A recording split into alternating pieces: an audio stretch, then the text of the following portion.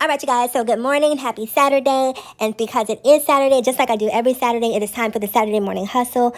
So we got our apps on, and normally I would go directly to Instacart, but I decided to take a break from my norms and turn on the Roadie app. If you're not familiar with Roadie, check them out. It's pretty similar. It's just a delivery and gig app, so check them out. You can use them if you have a large vehicle or even a regular vehicle, so give Roadie a shot if you're tired of shopping and you want to do something different. So no shopping on Roadie. So anyway, I opened Roadie and they were a bust. We then headed over to the Dispatch app. Now the Dispatch app is going to be for those who have typically larger vehicles. There will be some smaller vehicle orders that you can access on the Dispatch platform.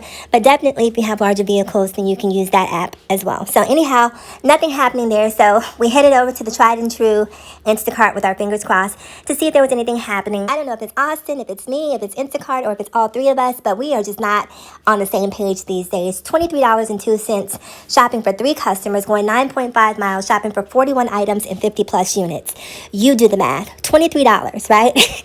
So you're not even making $10 per customer.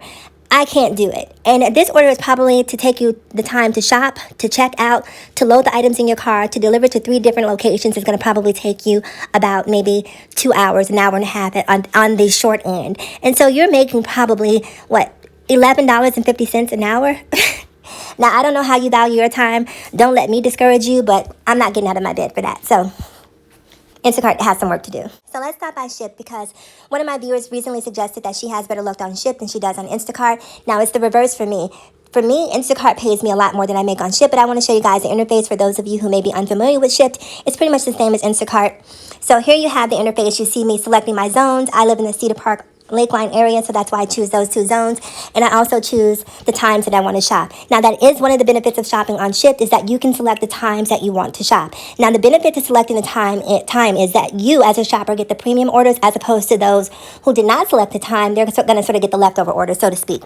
So there is a hierarchy that works to your benefit if you shop on the continuum, but I just don't have time to do it. Since we're multi-apping, let's pop back over to Instacart, where we have a $35.45 order, shopping for 3 customers, going 11.4 miles. These customers want 35 items and 55 units, and as you can see, there's a heavy pay logo, so guess who does not have time for that? I'm not, for $35.45 and driving 11.4 miles, it's not happening on my watch. So this order, I'm not doing, I'm not touching it. Again, if you're out there, I'm not sitting in judgment of you if you want to take an order like this, but this order is going to take a lot of time, a lot of energy, and a lot of effort, and $35.45 just isn't worth my time and energy. Again, probably about an hour and a half to 2 hours in total to shop and check out. So if you do the math, you're probably making about maybe $17.50 an hour. And if that's a livable wage for you, then you go right ahead. But for me, I'm going to need Instacart to do better. I'm not shopping for that. So let me be honest with you guys. I can tell already that this day is going nowhere fast. I'm not going to find an order. It is not paying the type of money that I feel like I deserve. So let's just talk in general. I want to tell you guys about one of the cool features of Shipt if you do have the Shipt app.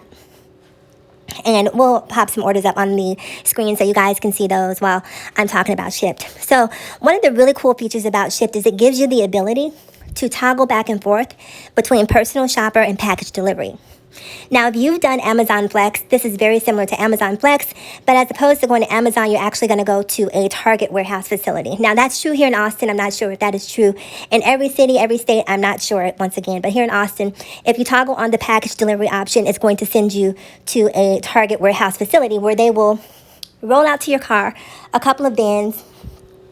And these bins typically can have anywhere from maybe 25 up to upwards of 60 packages, depending on the size of your vehicle. So you will have to let them know how big of a vehicle you have. I have a cargo van, so I'm able to do some of the larger packages. But after doing this experience once, I was so turned off by it, I've never done it again. I've never done it again. Now, it wasn't that it was that complicated. What made it complicated is that the routes were not properly organized, and I found myself zigzagging back and forth. And I would be like, I just came from here. Why are they having me go 3 miles away to deliver a package and then come back to where I just left? So that was my first and only time doing it because the routes weren't properly organized.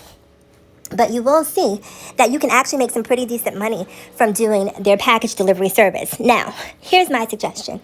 If you are a solo person, a solo gigger, package delivery probably isn't the best for you. I personally feel like if you're going to do package delivery, it works best if you have a team. So if you're a husband and wife, a partner and partner relationship, and you want to make some money, this is going to go a lot quicker because you can have someone in back organizing the packages and also locating the packages to hand them off once you reach the delivery location. So as you can see, we have an order here with an estimated pay of $133 to $179 for approximately 7 hours worth of work. That is a decent and livable wage. Now, you also have to factor in the gas because there's a lot of packages here, 74 orders in total, so quite a few different stops that you'll have to make.